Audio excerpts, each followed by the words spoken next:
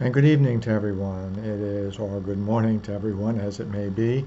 It is Wednesday, the 14th day of September, and happy to be here with you to share a few words. This past Sunday, we just celebrated the memoriam for the 9/11 tragedy, 9/11 in 2001, 21 years ago. And it just brought back a whole lot of memories for me. I was just about 30 miles or so from the where that happened, and we could see the results of that bombings and the building collapses in the distance in the skyline of New York that we could see very clearly from just from over the border in New Jersey. Um, the the aftermath of that was something that was unprecedented, I think, at the time, and hopefully uh, we won't have to wait until something like that happens again to experience the same.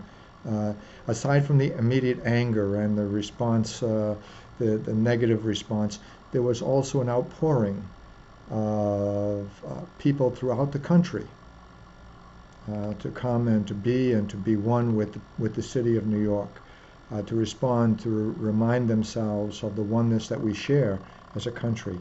Now, this country might not be perfect in many ways, but it still is our country, and we are called to be able to try and make it better. And making it better, we cannot make it better with hatred, with bigotry, with all kinds of violence, and with revenge and retaliation as our go-to words and our go-to response every time there's a speed bump in the road. This terrible tragedy, it showed how clearly what clearly is the fruits of intolerance, what clearly is the fruits of hatred and division, and it just breeds the same response. Violence begets violence, begets violence, begets violence. I hope when I see this, what I saw in the city of New York, cab drivers stopping and giving rides to passengers because they look tired and weary, restaurants closing down and spending all of their time trying to feed those who are trying to dig out the rubble of that disaster. Um, I saw people coming from the West Coast and the South and the East and the North and the West and coming all over the place to try to be one with us and to show their support in trying to um, let people see that there is a better side to humanity.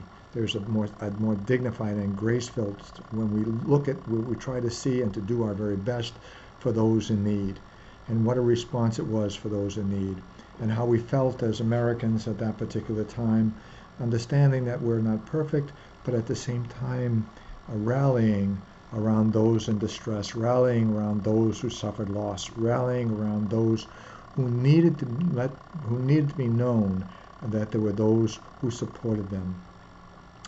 My prayer for us as we continue with this month of September and as we move along in this journey of this year is that we don't forget the message of the past. And the message of the past was not retaliation, it's not vengeance, it's not justice at any cost. It is to show our strength. The strength of our country is the rallying that we do when we come together in struggling times, in times of hurt, in times of challenge. I'm saying, why do we wait? Why do we have to wait to show that side of ourselves? The generosity, the infinite generosity that we showed in time and talents and in our treasure in trying to rebuild and trying to come together as a country afterwards. you know. But the further distance we put between that event and us, recriminations, and we start to pull apart again. It seems the only thing that brings us together is adversity. And I don't understand why that is. Why we can't pull together all the time. Why we can't see the need to look at each other as brothers and sisters and to treat each other as such all the time.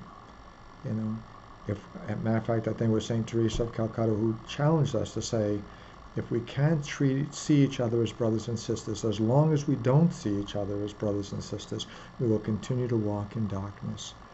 The darkness of of violence, the darkness of intolerance, the darkness of bigotry and racism, and all these other things that separate us, because we're not looking at what unites us. We're not looking at what brings us together.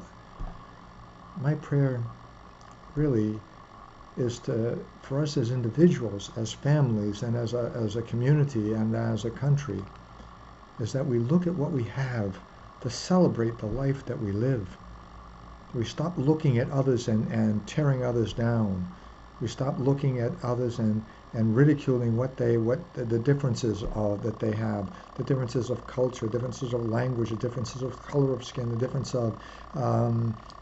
of faith, the differences of cultural difference. It doesn't make any difference what our differences are. Our baseball teams, our politics, who cares? Those are differences. Differences enrich us. You know, it allows us to either firm up what we believe, but because I believe something, I don't have to tear down other people's beliefs. I have to accept them as I ask them to accept my beliefs. What motivates my life, what drives me, and what drives us as Catholic Christians should be the reality that as Jesus forgave from the cross, Father, forgive them, for they know not what they do. The compassion and the forgiveness and the healing that came with it, and the strength that it takes to forgive, the strength that it takes to reach out, the strength that it takes and the courage it takes to look at one another as brother and sister and to treat each other as such. In spite of our fears, in spite of our anxieties, in spite of our worries, and to put them behind us and to believe and truly trust in God's words and His promises to us. That's my prayer for us, that we become brothers and sisters. That's what our faith calls us to, and that's what we profess ourselves as, a family of the faithful. May we live those words. Don't just say those words. Don't just preach those words or proclaim those words. Give witness to it and testify to it in the way in which we treat one another. God bless you all, and hopefully see you next week. Mary, help of Christians, pray for us. Mary, help of Christians, pray for you.